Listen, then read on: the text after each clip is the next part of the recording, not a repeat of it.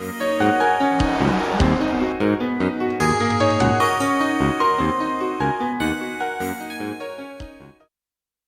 زمانوں کے لوگوں کے علم میں یہ بات تھی کہ زمین میں سے کچھ ایسے پتھر نکلتے ہیں جو لوہے کے ٹکڑوں کو اپنی طرف کھینچتے ہیں. کہتے ہیں کہ ایک چراوا تھا جس کا نام میگنس تھا اور اس کو یہ پتھر ملا، چنانچہ اس کے نام سے مقناطیس یا میگنٹ منسوب کیا گیا. اب شروع میں میگنٹس کو استعمال کیا گیا جہاز رانی کے واسطے، لیکن آج کے زمانے میں ان کے اتنے زیادہ مصرف ہیں کہ ہم تصور ہی نہیں کر سکتے کہ ان کے بغیر آج کی ٹیکنالوجی، آج کا زمانہ کس طرح سے ممکن ہو سکتا. میگنیٹزم آج ہمارے لیکچر کا موضوع ہے. اب میگنیٹزم کا استعمال ہر طرف ہمیں دکھائی دیتا ہے، یہاں تک کہ ایسی ٹرینیں بھی بنی ہیں جو پٹریوں کو چھوتی نہیں ہیں، ان سے ذرا اوپر رہتی ہیں، اس واسطے کہ ایک زبردست مقناطیسی قوت ان کو اوپر اٹھاتی ہے.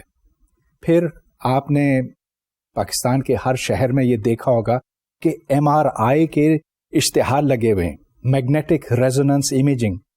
MRI کے ذریعے سے جسم کے اعضاء، ایسے اعضاء جو بالکل اندر ہیں، ان کو چھوئے بغیر ہم ان کے بارے میں بہت سی معلومات حاصل کر سکتے ہیں. وہ اس لیے کہ ان اعضاء کے اندر جو سیلز ہیں، ان سیلز میں مقناطیسیت ہے. یہ ساری باتیں تو بعد کے لیے ہیں. اب ہم یہ جاننا چاہتے ہیں کہ ہمیں یہ کیسے معلوم ہو سکتا ہے کہ ایک جگہ پر مقناطیسی قوت موجود ہے. میرے سامنے کئی مختلف میگنٹس رکھے ہوئے ہیں. یہ بار میگنٹس کہلاتے ہیں. ان کے اوپر نشان لگے ہوئے ہیں، یہاں نارتھ اور ساؤتھ، جنوب اور شمال لکھا ہوا ہے. یہ ایک دوسرا میگنٹ ہے. اب آپ یہ دیکھ سکتے ہیں کہ ان کے درمیان کشش بھی ہے اور یہ ایک دوسرے کو دھکیلتے بھی ہیں. اگر میں نارتھ اور ساؤتھ کو یوں ملاؤں تو یہ ایک دوسرے کو اپنی طرف کھینچتے ہیں، لیکن اگر میں ان کے ساؤتھ پول اور ساؤتھ پول کو ملاؤں تو یہ ایک دوسرے کو دھکیلتے ہیں.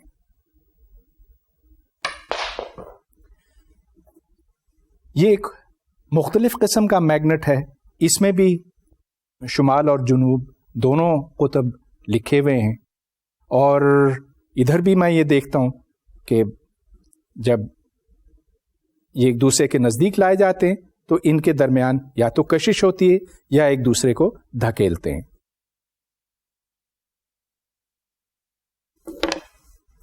اب اگر ہم ان کے نزدیک لوہے کی کوئی سی بھی چیز لائیں تو وہ ان کو اپنی طرف کھینچے گی. تو یہ دیکھیے کہ میں اس کے ارد گرد کچھ لوہا چون یوں بکھیرتا ہوں،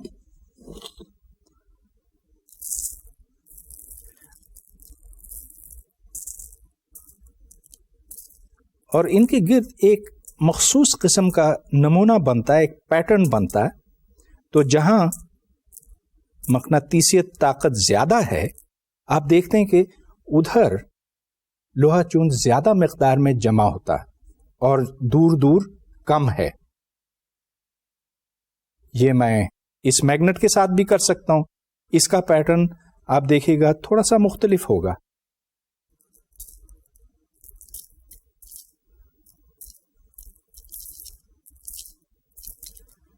لیکن ادھر بھی آپ یہ دیکھ رہے ہیں کہ زیادہ لوہا چون اس جگہ پہ جمع ہوا جہاں شمالی اور جنوبی قطب ہیں. یہاں کچھ اور میگنٹس بھی ہیں. مثال کے طور پر یہ دو میگنٹس ہیں، اس کے اندر بھی ایک میگنٹ ہے، اور یہ اس طرح سے ڈیزائن کیا گیا کہ جب اس کو ٹھیک ایک جگہ پہ رکھا جاتا تو پھر یہ نہ اوپر اٹھتا ہے نہ نیچے گرتا ہے، اور اگر میں گھماؤں تو یہ مزے سے گھومتا چلا جائے گا. یہاں رگڑ بہت کم ہے تو یہ کافی دیر تک چلے گا. یہ کچھ اور مثالیں ہیں، یہ بھی آپ نے دیکھی ہوں گی، ان کے ساتھ آپ نے کھیل کھیلے ہوں گے. یہ دیکھیے، اور اگر ان کے اوپر میں تھوڑا سا یہ ڈالوں تو دیکھیں کہ یہ بھی. اب یہ ساری مثالیں بنتی ہیں کشش کی اور دھکیلنے کی. ان کا اندازہ لگانے کے لیے یہ قطب نما ہے کمپس. کمپس کی سمت اس طرف ہوتی ہے جہاں میگنیٹک فیلڈ ہے, اور اگر میں اس کے نزدیک کوئی دوسرا میگنیٹ لے کر آؤں تو دیکھیے یہ کس طرح سے اپنی سمت بدلتا ہے. اب ان تمام چیزوں سے شاید آپ کو یہ گمان ہو کہ یہ بالکل الیکٹرک فورس کی طرح ہے, کیونکہ یہ دیکھیں کہ اس میں نارتھ اور ساؤتھ ہے, اور آپ نے یہ دیکھا تھا کہ نارتھ اور ساؤتھ ایک دوسرے کو ریپیل کرتے ہیں, ایک دوسرے کو اٹریکٹ کرتے ہیں. لہٰذا یہ خیال جنم لیتا ہے ہمارے ذہنوں میں کہ شاید کوئی نارتھ میگنیٹک پول ہے جس طرح ایک پازیٹیو چارج ہوتا ہے, اور ایک ساؤتھ میگنیٹک پول ہے جس طرح ایک نیگیٹو چارج ہوتا ہے. مگر اصل میں ایسا نہیں ہے. الیکٹروسٹیٹکس اور میگنیٹزم یا میگنیٹوسٹیٹکس اس سبجیکٹ کا نام ہے جہاں میگنیٹس کھڑے ہوتے ہیں, جہاں ان میں حرکت نہیں ہوتی اور میگنیٹک فیلڈ ٹھہرا ہوا ہوتا. الیکٹروسٹیٹکس اور میگنیٹوسٹیٹکس میں ایک بہت بنیادی فرق ہے, وہ یہ کہ جس طرح پازیٹیو اور نیگیٹو چارجز ہوتے ہیں الیکٹروسٹیٹکس میں, اسی طرح سے میگنیٹوسٹیٹکس میں پازیٹیو اور نیگیٹو چارجز نہیں ہیں. There is no such thing as a magnetic pole, as a magnetic charge. جب کسی چارج کو الیکٹرک فیلڈ میں رکھا جاتا ہے تو اس کے اوپر ایک فورس عمل کرتی ہے, اور اس فورس کی مقدار ہے Q ٹائمز E. E از دی الیکٹرک فیلڈ. لیکن جب کسی چارج کو ایک میگنیٹک فیلڈ میں رکھا جاتا ہے تو اس کے اوپر ایسی کوئی فورس نہیں عمل کرتی. اگر وہ چارج کھڑا ہو, ساکن ہو, تو the force will be exactly zero. صرف جب ایک چارج حرکت کرتا ہے تبھی ہمیں یہ پتا چل سکتا کہ اس کے اوپر میگنیٹک فیلڈ ایکٹ کرتی ہے کہ نہیں, کیونکہ جو میگنیٹک فیلڈ کا اثر ہے ایک چارج کے اوپر وہ تبھی واضح ہوتا ہے جب موشن ہوتی ہے, جب وہ چارج حرکت کرتا ہے, اور اس فورس کی مقدار ہے V cross B multiplied by the charge. V is the velocity of the charge. تو اگر وہ اس سمت میں ہے اور میگنیٹک فیلڈ اس سمت میں ہے تو اس سے پرپینڈیکولر فورس ہوگی. اس کے لیے ایک باقاعدہ رول ہے جو رائٹ ہینڈ رول کہلاتا ہے, اس کی میں وضاحت کرنا چاہوں گا. تو اپنا ہاتھ یوں, سیدھا ہاتھ یوں رکھیں. یہ انگلی اگر V کو ڈینوٹ کرتی ہے اور یہ B کا ڈائریکشن ہے تو فورس اس سمت میں ہے جہاں میرا انگوٹھا ہے. سو V cross B gives you F, اور اس کو چارج سے ملٹیپلائی کرنا ہوتا. This is called the right hand rule. اب یہاں جو اہم بات بنتی ہے وہ یہ کہ جو فورس ہے وہ ویلوسٹی اور میگنیٹک فیلڈ دونوں کے پرپینڈیکولر ہے, اور جو اس کی مقدار ہے that is V into B into the sine of the angle between V and B. لہذا اگر V اور B ایک دوسرے کے پرپینڈیکولر ہوں, گویا کہ اگر سائن آف phi 1 ہو تو پھر F is equal to Q V into B. لہذا B is equal to F divided by QV. ادھر سے ہم نئے یونٹس ڈیفائن کر سکتے ہیں B کے واسطے. تو ایک یونٹ ڈیفائن ہوتا ہے جس کو ٹیسلا کا نام دیا گیا ہے. 1 tesla is defined as 1 newton divided by 1 coulomb into 1 metre per second. اب چونکہ کولوم پر سیکنڈ ایمپیئر بنتا ہے, اس واسطے ایک ٹیسلا 1 نیوٹن پر ایمپیئر میٹر کے برابر ہے. اور اگر آپ CGS یونٹس کے ساتھ اس کا مقابلہ کریں جہاں units of magnetic field gauss ہیں تو 1 tesla is equal to 10 to the power 4 gauss. اب چلیے اس سے ہم کچھ زیادہ اندازہ نہیں لگا سکتے کہ ٹیسلا کتنا بڑا ہے. مختلف سچویشنز اگر ہم دیکھیں اور وہاں جا کر میگنیٹک فیلڈ ناپیں تو ہمیں پھر یہ اندازہ ہوگا کہ یہ کتنی بڑی چیز ہے یا کتنی چھوٹی. اگر آپ زمین کی سطح کے اوپر میگنیٹک فیلڈ ناپیں تو اس کی مقدار ہے، اس کی ویلیو ہے 10⁻⁻⁴ ٹیسلا. لہذا جو قطب نما آپ کے ہاتھ میں ہوتا ہے اور آپ ادھر سے ادھر لے جاتے ہیں تو اس کی سمت تو بدلتی ہے لیکن the magnitude is about 10⁻⁻⁴ Tesla. اگر آپ کسی بار میگنیٹ کے نزدیک جائیں تو اس کے قطب کے اوپر تقریباً آپ کو 10⁻⁻² گویا کہ 0.01 ٹیسلا تک مل سکتا ہے. اس کے برعکس ایک بڑا الیکٹرو میگنیٹ اس سے 100 گنا زیادہ طاقتور ہوتا ہے اور وہاں آپ کو 1 ٹیسلا تک کی امید ہو سکتی ہے. مگر اس سے بڑے میگنیٹس موجود ہیں جو سپر کنڈکٹنگ میگنیٹس کہلاتے ہیں اور وہاں میگنیٹک فیلڈ اس سے 5 یا 10 گنا زیادہ ہو سکتا ہے. تو یہ تقریباً وہ ویلیوز ہیں میگنیٹک فیلڈ کی جو ہمیں زمین کے اوپر ملتی ہیں، لیکن اس سے بھی زیادہ ویلیوز ہمیں ستاروں کے اندر اور کائنات کے مختلف حصوں میں ملتی ہیں. مثال کے طور پر اگر آپ سورج کے نزدیک جائیں تو سورج کے اندر، اور اس کی بات میں زیادہ تفصیل سے بعد میں کروں گا، سورج کے گھومنے سے ایک میگنیٹک فیلڈ پیدا ہوتا ہے اور وہاں آپ کو کئی ٹیسلاز مل سکتے ہیں. لیکن جو سب سے طاقتور میگنیٹ ہے وہ سورج نہیں، وہ ایک اور سچویشن میں آپ کو ملتا ہے جس کا ذکر میں بعد میں کروں گا. تو چلیے یہ ساری باتیں میں نے صرف ایک چارج کے حوالے سے کی تھی، وہ چارج جو کسی میگنیٹک فیلڈ میں موجود ہے اور جس کے اوپر فورس Q چارج V×B عمل کرتی ہے. اگر اس کے ساتھ ساتھ ایک الیکٹرک فیلڈ بھی موجود ہو تو پھر فورس میں آپ کو الیکٹرک کمپوننٹ بھی شامل کرنا پڑتا ہے اور جو ٹوٹل فورس بنتی ہے اس کو لارنس فورس کہتے ہیں. The Lorentz force F is equal to Q into E is the electric field plus Q V×B.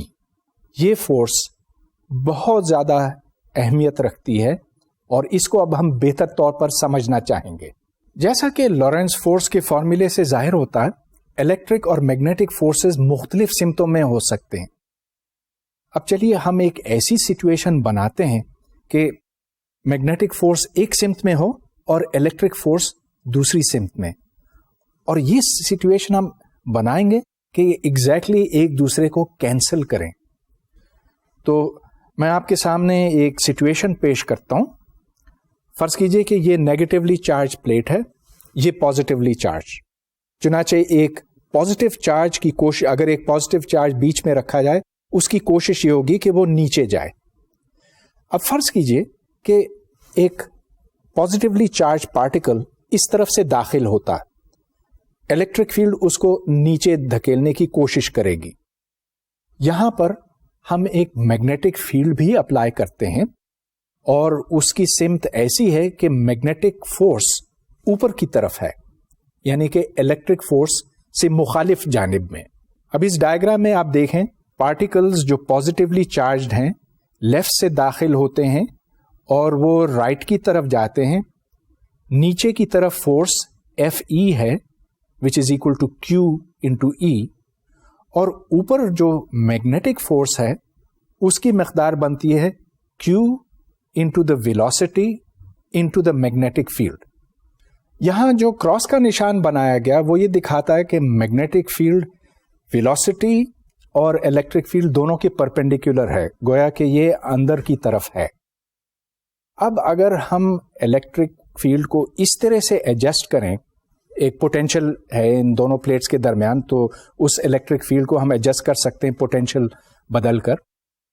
اگر یہ الیکٹرک اور میگنیٹک فیلڈ کو ہم بالکل ایگزیکٹلی کینسل کروائیں تو ایسی صورت میں جو پارٹیکل ہے وہ بالکل سیدھے گزر جائے گا.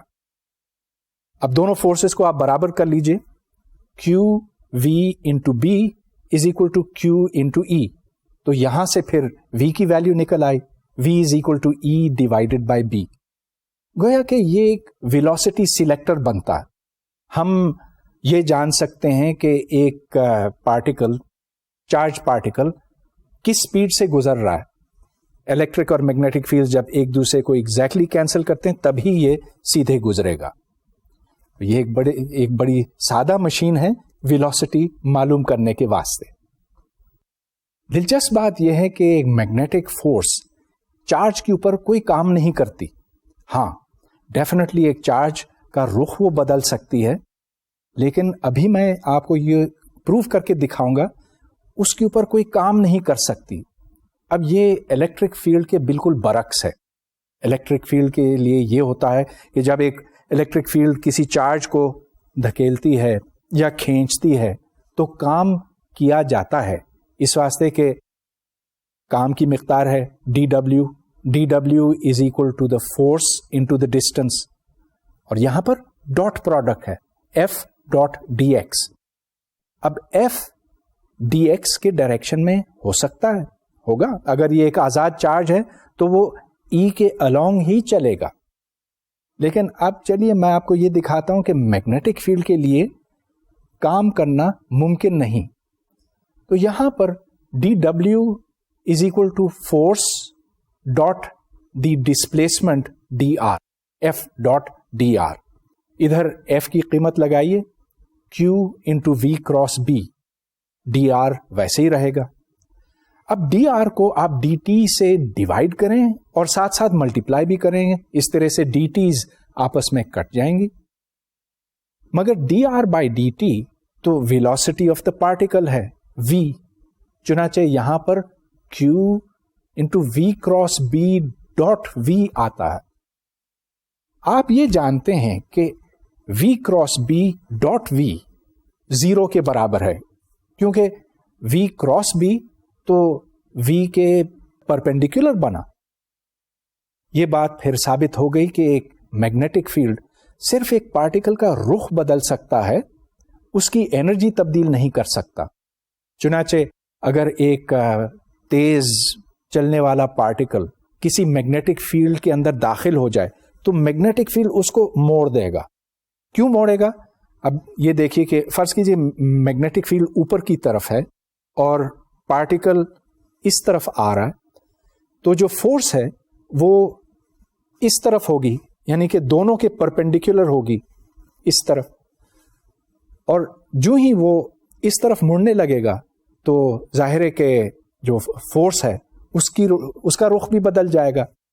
لہذا ایک چارج پارٹیکل جب یہ کسی میگنیٹک فیلڈ کے اندر داخل ہوتا ہے تو وہ اپنا رخ بدلتے بدلتے بالآخر ایک سرکولر پاتھ پہ چلنے لگتا. اب ہم یہ جاننا چاہتے ہیں کہ اس سرکولر پاتھ کا ریڈیس کتنا ہے. یہاں دو فورسز کو برابر کرنے کی ضرورت ہے. ایک تو میگنیٹک فورس ہے کیو وی انٹو بی، تو دوسری طرف وہ فورس ہے جو اس پارٹیکل کو باہر کی طرف لے جانا چاہتی ہے، سینٹریفیوگل فورس، اور جس کی ویلیو ہے M V squared over R. اس ایکویژن کو آپ سالو کیجئے تو R is equal to M V divided by Q into B. ادھر سے پھر آپ اومیگا یعنی کہ اینگولر ویلوسٹی یا اینگولر اسپیڈ نکال سکتے ہیں وی اوور آر، جو Q into B divided by M بنتا ہے. لہذا ہم نے اس سوال کا جواب نکال دیا کہ اگر ایک چارج پارٹیکل میگنیٹک فیلڈ کے اندر داخل ہو تو وہ کتنے بڑے دائرے میں گھومے گا. اس کی value R is equal to M V divided by Q into B نکلتی ہے، جیسا کہ آپ نے دیکھا. اب ایم وی جتنا بڑا ہوگا وہ دائرہ اتنا ہی بڑا ہوگا، اور وہ بات یوں بھی سمجھ میں آتی ہے کہ ایک تیز چلنے والا پارٹیکل یا ایک بھاری پارٹیکل اپنا رخ آسانی سے نہیں بدلتا، جبکہ ایک ہلکا پارٹیکل یا کم رفتار پہ چلنے والا پارٹیکل زیادہ آسانی سے مڑ جاتا ہے. اس کا ریڈیس پھر اسی حساب سے کم یا زیادہ ہوتا ہے. دوسری طرف اگر میگنیٹک فیلڈ زیادہ ہو تو زیادہ قوت ہوگی جو اس پارٹیکل کو موڑے گی، چنانچہ بی کو بڑھانے سے ریڈیس کی ویلیو کم ہو جاتی ہے، اور ایسا تو ہونا چاہیے. اب اس اصول کو ہم استعمال کر سکتے ہیں ایٹمز کی سپیڈ معلوم کرنے کے لیے اور ایٹمز کا ماس معلوم کرنے کے لیے، اور وہ آلہ، وہ ایکوپمنٹ جو ماس معلوم کرتا ہے اس کو ماس اسپیکٹرومیٹر کہتے ہیں. تو اب چلیے دیکھتے ہیں کہ ایک ماس اسپیکٹرومیٹر کس طرح سے کام کرتا. چارج پارٹیکلز لیفٹ سائڈ سے رائٹ سائڈ کی طرف جاتے ہیں اور یہ ایک ویلوسٹی سلیکٹر کے تھرو گزر چکے ہیں، چنانچہ ان کی ڈیفینٹ ویلوسٹی ہے. جب یہ میس اسپیکٹرومیٹر کے اندر داخل ہوتے ہیں تو جو بھاری ایٹم ہیں اور جو تیز چلنے والے ایٹم ہیں، گویا کہ جن کا ایم وی زیادہ ہے، وہ کم اڑتے ہیں. اس کے برعکس جن کا ایم وی کم ہے ان کا آر بھی کم ہے. لہذا ویلوسٹی چونکہ طے ہو چکی ہے تو یہاں ریڈیس ناپ کر ہم یہ جان سکتے ہیں کہ کسی ایٹم کا ماس کتنا ہے. اس ایکوپمنٹ سے اگر ہم لیتھیم اور سوڈیم اور اس طرح کے دوسرے ایٹمز، آکسیجن، لیڈ وغیرہ، یہ سب ایک بیم کے طور پر اندر داخل کریں تو یہ الگ الگ جگہوں پر پہنچیں گے. جہاں یہ پہنچتے ہیں ادھر سے ہم اس کا ریڈیس پتہ کرتے ہیں اور یوں ماس معلوم ہو جاتا ہے. تو یہ میگنیٹک فیلڈ کا بہت اہم استعمال ہے. مگر میگنیٹک فیلڈ صرف لیبارٹری میں نہیں، وہ کائنات میں ہر طرف ہیں. آپ زمین کی مثال لیجئے. زمین ایک مقناطیس ہے اور جیسا کہ آپ جانتے ہیں یہ مقناطیس جہاز رانی کے لیے استعمال ہوتا رہا ہے. لیکن اس مقناطیسی میدان، اس میگنیٹک فیلڈ کا ایک اور بہت اہم استعمال ہے، یا یہ کہیے کہ یہ اگر نہ ہوتا تو شاید زمین پر زندگی کا ہونا بھی بہت مشکل ہوتا. اس واسطے کہ سورج سے تیز شمسی ہوائیں ہماری طرف آتی ہیں، اور یہ شمسی ہوائیں اس وجہ سے پیدا ہوتی ہیں کہ سورج میں زبردست اضطراب پیدا ہوتا ہے، طوفان آتے ہیں. ان طوفانوں کے نتیجے میں الفا پارٹیکلز اور پروٹونز اور دیگر چارج پارٹیکلز باہر نکلتے ہیں اور بڑی تیز رفتاری کے ساتھ وہ زمین پر یوں داخل ہوتے ہیں. جب وہ زمین کے نزدیک پہنچتے ہیں تو اس میگنیٹک فیلڈ کی وجہ سے وہ اپنا رخ بدل دیتے ہیں. اگر وہ رخ نہ بدلتے تو پھر وہ ہم سے اور زمین پہ ہر چیز کے ساتھ ٹکراتے اور شدید نقصان پہنچاتے. ہم اپنی تجربہ گاہوں میں انتہائی طاقتور مقناطیس ایک اور وجہ سے بھی بناتے ہیں. وہ یہ کہ پارٹیکلز کو ایک دائرے میں گھمایا جائے، اگر بار بار گھمایا جائے اور ہر دفعہ ان کی انرجی میں کچھ اضافہ کیا جائے تو پھر انتہائی تیز رفتار اور انرجی رکھنے والے پارٹیکلز یوں تیار ہو سکتے ہیں، جن کو پھر ہم اپنے سائنسی مقاصد کے لیے استعمال کرتے ہیں. تو مثال کے طور پر پروٹونز اور اینٹی پروٹونز کو ایک دائرے میں گھمایا جاتا ہے مگر مختلف ڈائریکشنز میں، اور پھر بالآخر ان کو آپس میں ٹکرایا جاتا ہے. اس طرح کے میگنیٹس اور اس طرح کا ایکسلریٹر سرن جنیوا میں موجود ہے، اور یہاں آپ ایک اینیمیشن دیکھ رہے ہیں جس میں ان پارٹیکلز کو انتہائی تیزی کے ساتھ ان سرکلز کے اندر گھمایا جا رہا ہے.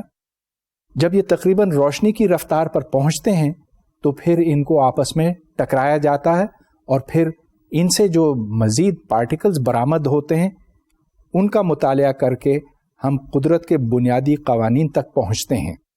ابھی تک تو میں نے آپ کو یہ بتایا کہ اگر ایک سنگل چارج ہو اور وہ اس سمت چل رہا ہو تو اس کے اوپر کتنی فورس عمل کرتی ہے، اس کی مقدار ہے Q × V × B. لیکن اگر بہت سے چارجز ہوں اور وہ ایک ہی سمت جا رہے ہوں تو اس کو ہم کرنٹ کہتے ہیں. اور کرنٹ کتنا ہوتا ہے؟ Well it is the amount of charge that flows per second. ایک سیکنڈ میں جتنا چارج یہاں سے یہاں تک پہنچتا ہے اس کو ہم کرنٹ کہتے ہیں. اب ہم اس کرنٹ کے اوپر فورس کیلکولیٹ کرنا چاہتے ہیں. تو یہ دیکھیے کہ the force on n electrons is n times the force on one electron. چنانچہ F is equal to n into E V drift cross B. یاد رہے کہ یہ VD وہ ویلوسٹی ہے جو الیکٹرانز کی ہوتی ہے ایک تار کے اندر.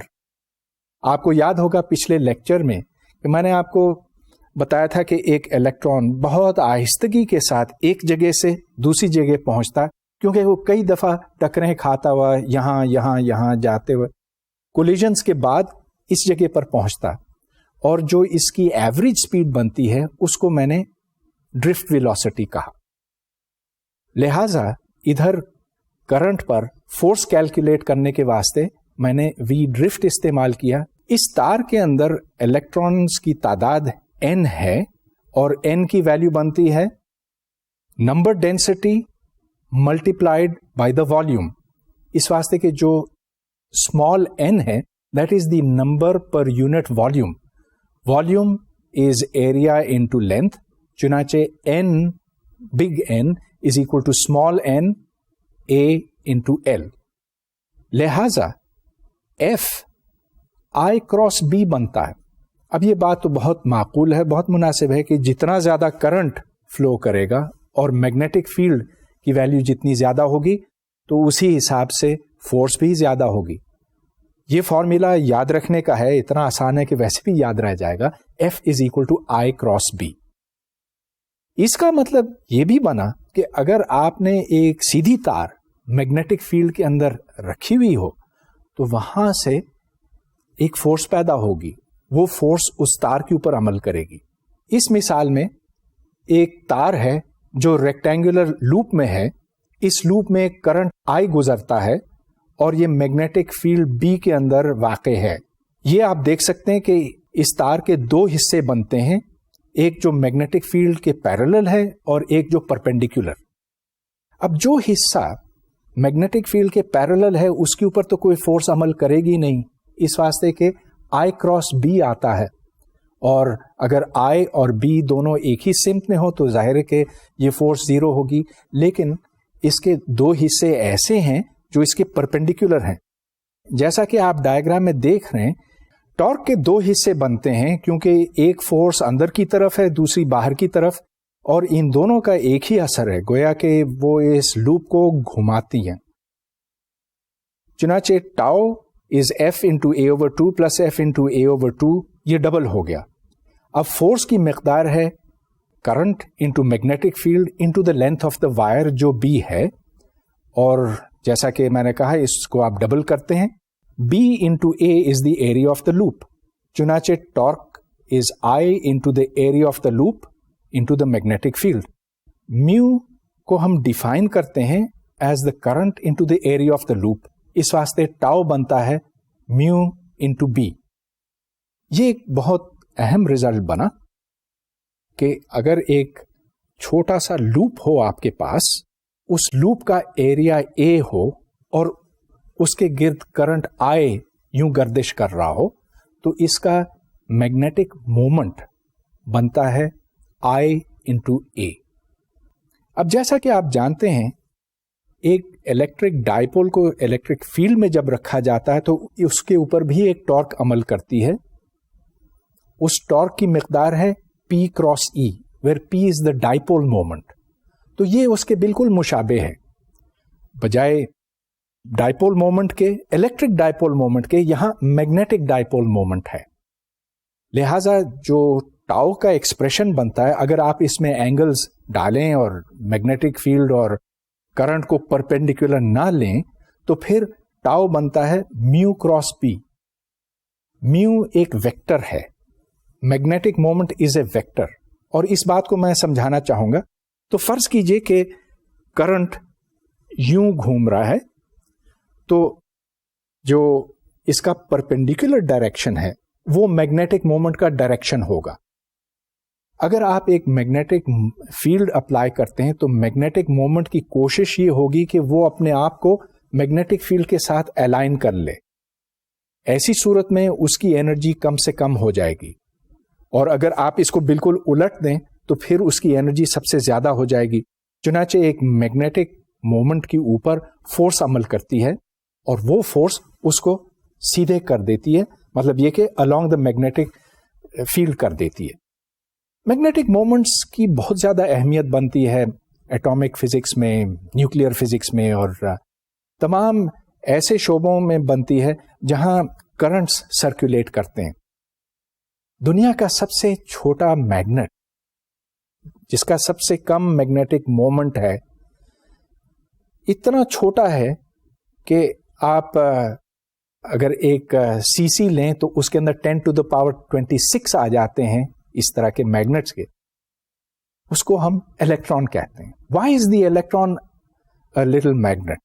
وہ اس واسطے کہ آپ اس کو اگر ایک کرہ سمجھیں، اس کے اوپر چارج ہے، یہ چارج جب گھومتا ہے تو اس کی وجہ سے ایک میگنیٹک فیلڈ پیدا ہوتا ہے، لیکن یہ بعد کی بات ہے، اس کی طرف تو بس ابھی میں آنے ہی والا ہوں۔ آگے چلنے سے پہلے آج ہم نے جو کچھ سیکھا ہے اس پر ایک نظر ڈالی جائے۔ میں نے بات یہاں سے شروع کی تھی کہ ہمیں ایک میگنیٹک فیلڈ کی موجودگی کا یوں پتہ چلتا ہے کہ اگر ہم وہاں پر ایک چارج رکھیں اور وہ چارج حرکت کر رہا ہو تو اس کے اوپر ایک فورس عمل کرے گی، اور اگر چارج نہیں، ایک تار ہے اور اس تار کے اندر چارجز حرکت کرتے ہیں تو پھر اس تار کے اوپر ایک فورس ہوگی، اس فورس کی مقدار ہے I×B پر یونٹ لینتھ۔ تار جتنی لمبی ہوگی ظاہر ہے کہ اتنی زیادہ فورس ہوگی۔ میں نے یہ سب کچھ ایک کانسٹنٹ میگنیٹک فیلڈ کے لیے کیا تھا، لیکن ظاہر ہے کہ میگنیٹک فیلڈ مختلف جگہوں پر مختلف ہو سکتی ہے، اور ظاہر ہے کہ جب فیلڈ کی بات تھی تو یہی مطلب اس کا ہو سکتا ہے۔ میں آپ کی یاد دہانی کرانا چاہتا ہوں، what is a field? A field is a quantity that depends on position and time. تو جب میں نے الیکٹرک فیلڈ کی بات کی تھی، وہاں یہ کہا تھا کہ اگر ایک چارج ہے، وہ چارج کسی ایک جگہ پہ ہے یا کسی دوسری جگہ پہ ہے تو اس کے اوپر فورسز مختلف ہوں گی، اس واسطے کہ یہاں الیکٹرک فیلڈ اور ہے اور وہاں پر اور ہے۔ So field is just something that depends upon position and may be time.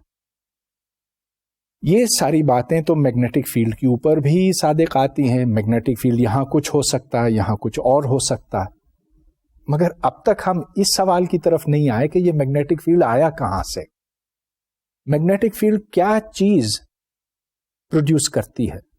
اس کا جواب اب ہم دینا چاہتے ہیں ایک چھوٹے سے ایکسپیریمنٹ سے۔ تو یہ دیکھیے کہ میرے پاس یہاں پر ایک بیٹری ہے، قطب نما ہے، اور اس بیٹری میں صلاحیت ہے کہ اس تار میں سے کرنٹ گزارے۔ اب یہ دیکھیں کہ میں جب سرکٹ اس کا مکمل کروں گا تو اس وقت یہاں ایک کرنٹ فلو کرے گا۔ اس کرنٹ کے نتیجے میں آپ یہ دیکھیں گے کہ ایک میگنیٹک فیلڈ پروڈیوس ہوتا ہے، جس کی وجہ سے اس قطب نما کی سوئی اس طرف یا اس طرف جائے گی۔ یہ دیکھیں،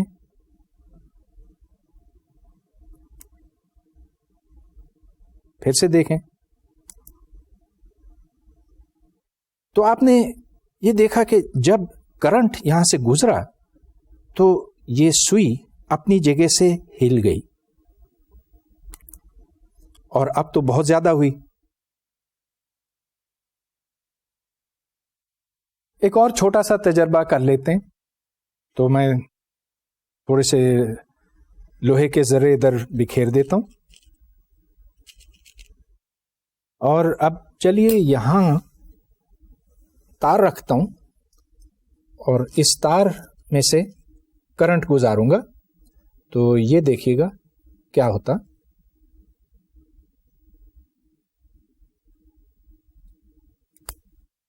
یہ دیکھیں کہ یہ ذرے سارے آ کر اس کے ساتھ لگ گئے تھے۔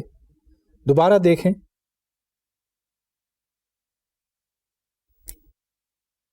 جو اس کے نزدیکی ذرے تھے وہ آ کر اس کے ساتھ چپک گئے، جب کرنٹ بند ہو گیا تو اس سے پرے ہو گئے پھر سے۔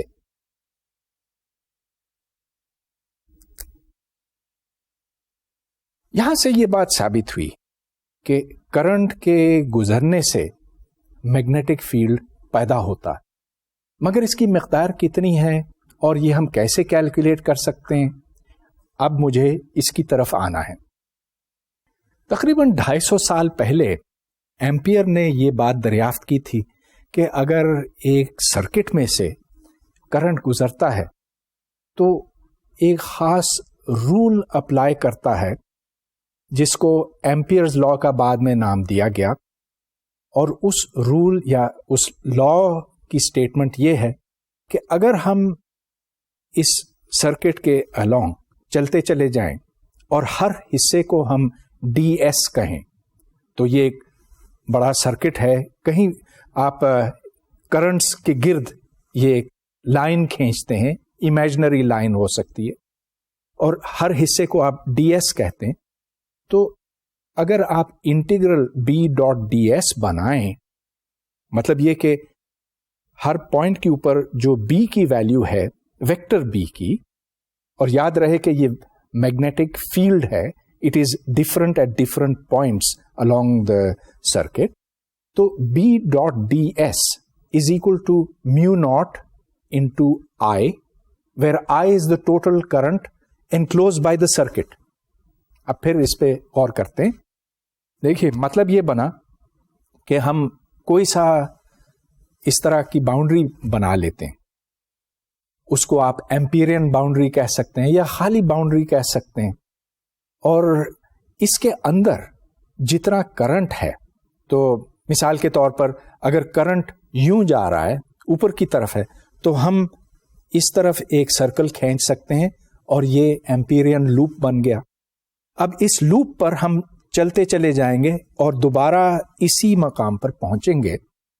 ہر پوائنٹ پر جو بی کی ویلیو اس کو ہم ڈی ایس کے ساتھ ڈاٹ کریں گے, تو دو ویکٹرز کا ڈاٹ پروڈکٹ بنتا ہے بی ڈاٹ ڈی ایس. اس ڈائیگرام میں آپ دیکھ رہے ہیں کہ ایک ایمپیرین لوپ بنا ہے. Integral B dot D S is equal to mu naught into the enclose current. تو یہاں پر 3 کرنٹس دکھائے گئے ہیں, I1, I2, I3, لیکن I1 اور I2 ہی اس لوپ کے اندر ہیں, I3 ان سے باہر ہے, چنانچہ جو انکلوز کرنٹ ہے that is I1 plus I2. اب ہم ایمپیئرز لا کو اپلائی کرنا چاہیں گے ایک سیدھی تار کے لیے جو انفینٹ ہے. تو مطلب یہ کہ ایک تار یہاں سے اوپر تک ہے اور ہم اس کے گرد ایک سرکل کھینچتے ہیں. اس سرکل میں میگنیٹک فیلڈ روٹیٹ کرتا ہے, مطلب یہ کہ میگنیٹک فیلڈ ہر مقام پر اس سرکل پر ٹینجنٹ ہے. تو اب ہمیں کیلکولیٹ کرنا ہے بی ڈاٹ ڈی ایس. اب بی اور ڈی ایس ایک ہی سمت میں ہیں, چنانچہ B dot D S which is B into D S into cosine theta, اور وہ کوسائن ہمیشہ یہاں 1 ہوگا کیونکہ بی اور ڈی ایس ایک ہی طرف ہیں. تو یہاں B dot D S B D S کے برابر ہے, اس واسطے کہ بی اور ڈی ایس کے درمیان جو کوسائن ہے وہ 1 ہے, بی اور ڈی ایس پیرالل ہونے کی وجہ سے. چنانچہ ہمیں صرف انٹیگرل ڈی ایس کی ضرورت ہے. اب انٹیگرل ڈی ایس کا کیا مطلب بنتا کہ جتنے چھوٹے ٹکڑے اس سرکل کے بنتے ہیں ان کو آپ ایڈ کرتے چلے جاتے ہیں شروع سے لے کر آخر تک. یہ پھر اس سرکل کا سرکمفرنس بنا. So integral D S is equal to 2 pi R. اب یہ آپ ایمپیئرز لا میں ڈالیں تو یہاں سے B into 2 pi R is equal to mu naught into the enclose current.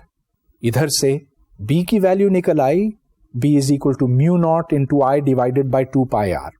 یہ ایک بہت سادہ اور معقول ریزلٹ ہے. یہ دیکھیں کہ کرنٹ جتنا زیادہ ہوگا اسی حساب سے میگنیٹک فیلڈ بھی بڑھے گا, اور آپ جتنی دور جائیں گے اسی حساب سے میگنیٹک فیلڈ کم ہوگا. اب یہ تو ایمپیئرز لا کے استعمال کی ایک بہت سادہ مثال تھی. اگر ہمارے پاس ایک کوئل ہو تو پھر کیا ہوگا؟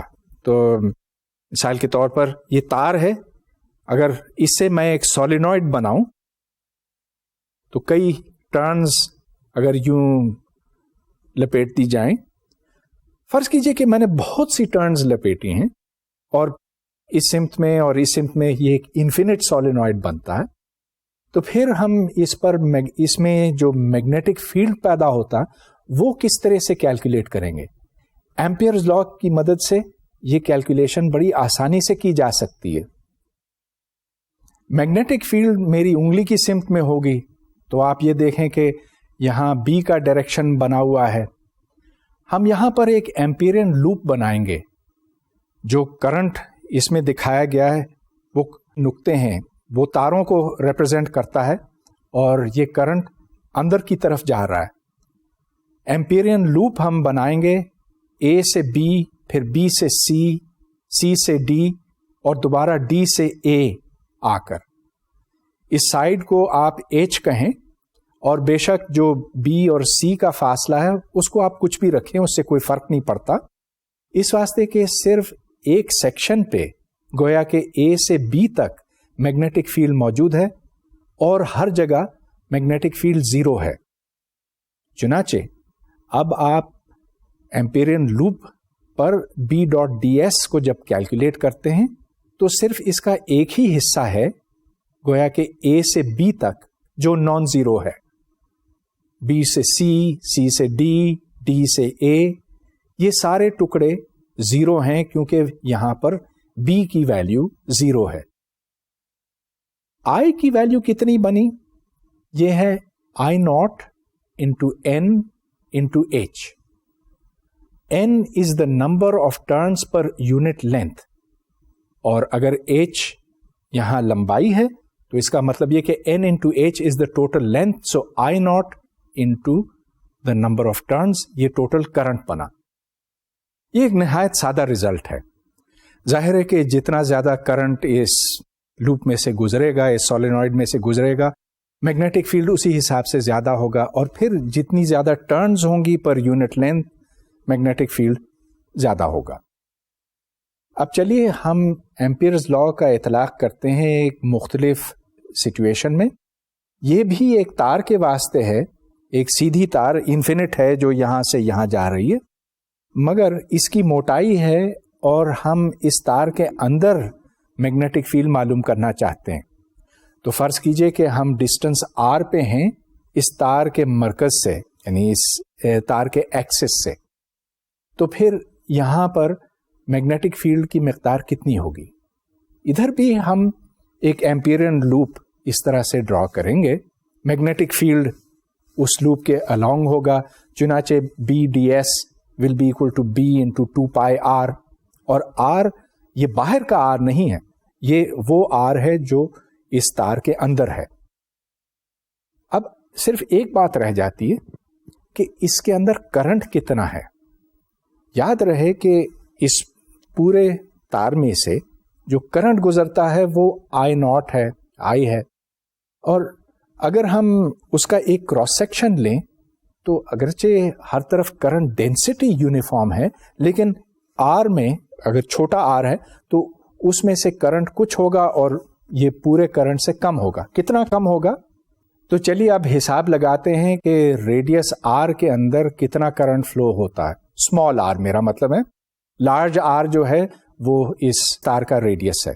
تو جو کرنٹ فلو کرتا ہے R کے اندر وہ ہے پائی r squared divided by pi big R squared multiplied by I. ایمپیئرز لا اب اس کے اوپر اپلائی کیجئے تو B into 2 pi r، اور یاد رہے کہ یہ انٹیگرل B.ds کے برابر ہے. سو B into 2 pi r is equal to mu naught into the current that flows inside the cross section of the wire of radius r. ادھر سے B into 2 pi r is equal to mu naught I pi r squared over pi r squared.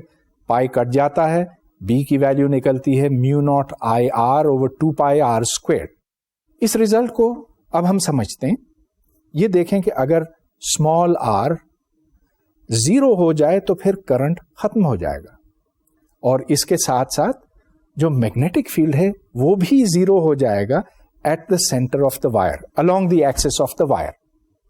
بہت reasonable بات ہے اس واسطے کہ اگر آپ ایک چھوٹا سا اس میں سیکشن نکالیں تو ظاہر ہے کہ اس میں میگنیٹک فیلڈ ہو نہیں سکتا کیونکہ اس میں سے کوئی کرنٹ ہی نہیں فلو کرتا. So therefore B is proportional to R.